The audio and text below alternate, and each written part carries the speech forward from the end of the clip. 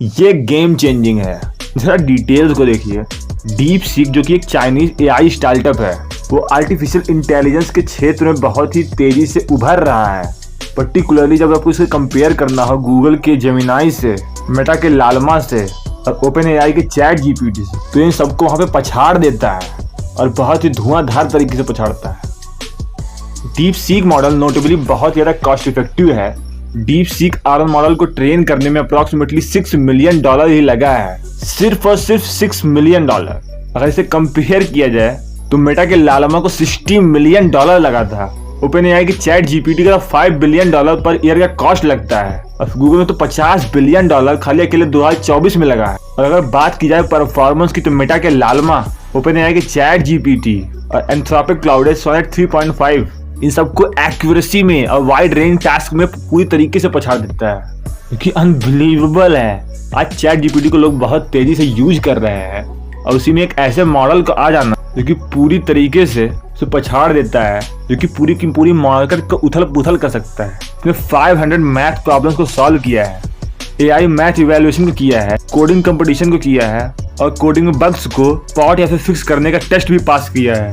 यानी सब कुछ इसने किया है। डीप सीक मॉडल और इसका flagship V3 model consistently global ranking में टॉप 10 पर लगातार परफॉर्म कर रहा है इन चैटबॉट एरिना, क्योंकि ये दिखाता है कि बिना रिसोर्स के कोई एआई चैटबॉट कितना केपेबल हो सकता है। बिना रिसोर्स का मतलब रिसोर्स प्रतिबंध के बावजूद। और सबसे बड़ी चीज जो आपने कभी सोची भी नहीं होगी, ये कोई प्रोप्राइटरी सॉफ्टवेयर नहीं है, यानी कोई प्राइवेट सॉफ्टवेयर नहीं है इसके आपको पैसे देने होंगे। चैट जीपीटी ये पूरी तरीके से ओपन सोर्स है। वाह, डीप सीक का ये कमिटमेंट कि ये पूरी तरीके से ओपन सोर्स रहेगा, इसकी कामयाबी का एक की फैक्टर है, इसे यहाँ तक पहुँचा के ले आया है।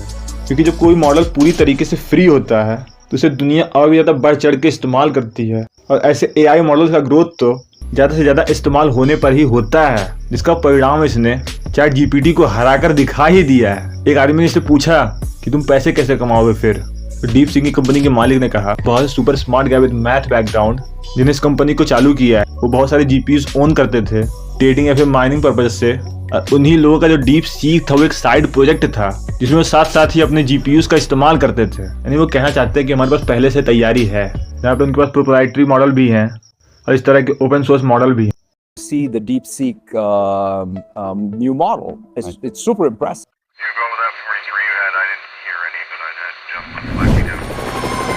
You go with that 43 you had. I didn't hear any, but I had just like we do. तो स्वागत है आपका हमारे आर्टिफिशियल इंटेलिजेंस के डीप डाइव में। यहाँ पे हम एक ग्राउंड ब्रेकिंग डेवलपमेंट चाइना से जो हुई है उसके बारे में जानेंगे, जो कि पूरी दुनिया का ध्यान अपनी ओर आकर्षित कर रही है। सोचे किसी ऐसे स्टार्टअप के बारे में जो कि शॉर्ट स्पैन में बड़ी बड़ी इंडस्ट्री जायंट्स की कैपेबिलिटी को सरपास करती है, जैसे कि Google, Microsoft. By the way, this is the story of deep seek. Deep seek company शुरुआत से एक फाइनेंशियल सेक्टर से इमर्ज हुई थी, जो कि सिर्फ हेज फंड के एनालिसिस पर ध्यान देती थी, जिसमें आने वाले समय बदलते हुए एआई के पोटेंशियल को पहचाना और धीरे धीरे आर्टिफिशियल इंटेलिजेंस रिसर्च को ही अपना एक केंद्र बना दिया। Under the visionary leadership of Liang Wenfeng, DeepSeek ने अपनी टीम में बहुत सारे ब्रिलियंट माइंड को रखा, जो कि चाइना की टॉप यूनिवर्सिटी से थे, क्योंकि अपने देश को आगे बढ़ाने और साइंटिफिक क्यूरियोसिटी के माध्यम से काम कर रहे थे। उनकी टीम का यही मिशन था कि किस तरह से एआई की बाउंड्री को पुश किया जाए।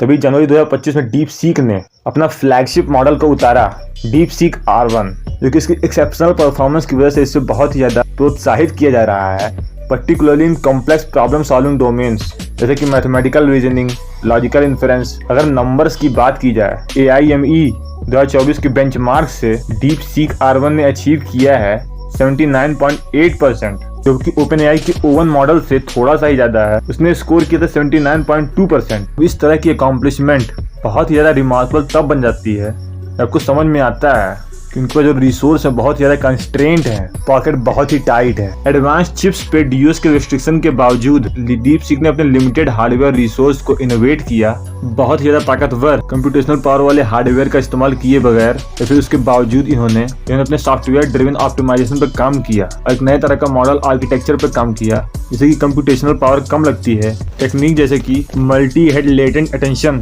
जिसकी वजह से ये एक्सपर्ट्स थे वो बहुत ही ज़्यादा एनर्जी सेव करते हैं। कम हार्डवेयर में, कम आर्किटेक्चर में उन्होंने इतने मैसिव एआई प्रॉब्लम को सॉल्व किया है। जहाँ पे एक AI एक्सपर्ट बताते हैं कि जिस तरीके से वेस्ट में लोग बिलियंस ऑफ डॉलर खर्च करते हैं सिर्फ हार्डवेयर पे, फ्यूचर AI उसके टेक्नीशियंस ने ये दिखा दिया है कि 5 million, 10 million, 15 million, 20 million, 25 million, 30 million इतने कम रुपयों में भी बेहतरीन से बेहतरीन AI मॉडल को डिजाइन किया जा सकता है।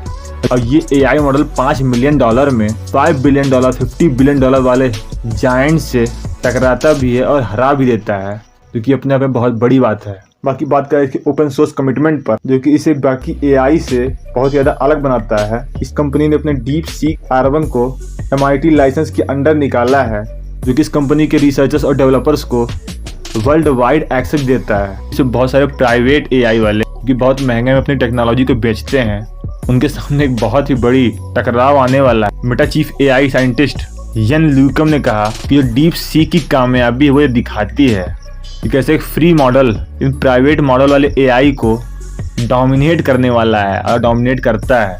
मतलब आप ही सोचिए इसे कितनी बुरी तरीके से हराया है, चाहे वो कॉस्ट इफिशिएंसी की हो जाए, तो टेक्नोलॉजी की बात हो जाए, चाहे हार्डवेयर सॉफ्टवेयर की बात हो जाए, हर तरीके से इन चाइनीज रिसर्चर्स ने इन्वेस्टर्स का धुआं निकाल दिया है।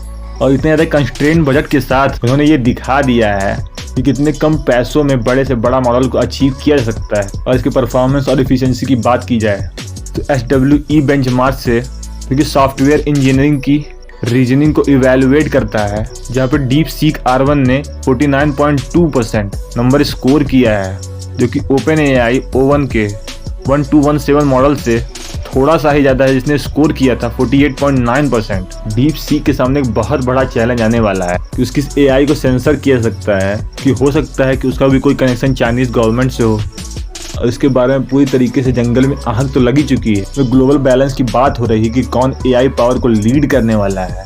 DeepSeek की AI जर्नी, जहाँ पे उसने फाइनेंशियल फर्म से शुरू किया था और अब वो AI पावर हाउस बन चुका है, ये एग्जाम्पलीफाई करता है कि जो नए नए तरह के इनोवेशन हैं वो कैसे बहुत ही ज़्यादा टाइट बजट के साथ भी नहीं रुकने वाले हैं, लगातार होते ही रहने वाले हैं। कहीं पे कोई हार्डवेयर पे खर्चा कर रहा है बहुत सारा पैसे के साथ, तो कहीं पे कोई सॉफ्टवेयर कोई डिजाइन करके कम पैसे में बड़े बड़े पैसे वालों को हरा सकता है। By prioritising software optimisation, open source principle को एम्ब्रेस करके AI ने पूरे के पूरे ऑडियंस के साथ मिलकर इस AI को इतना ताकतवर बना लिया है।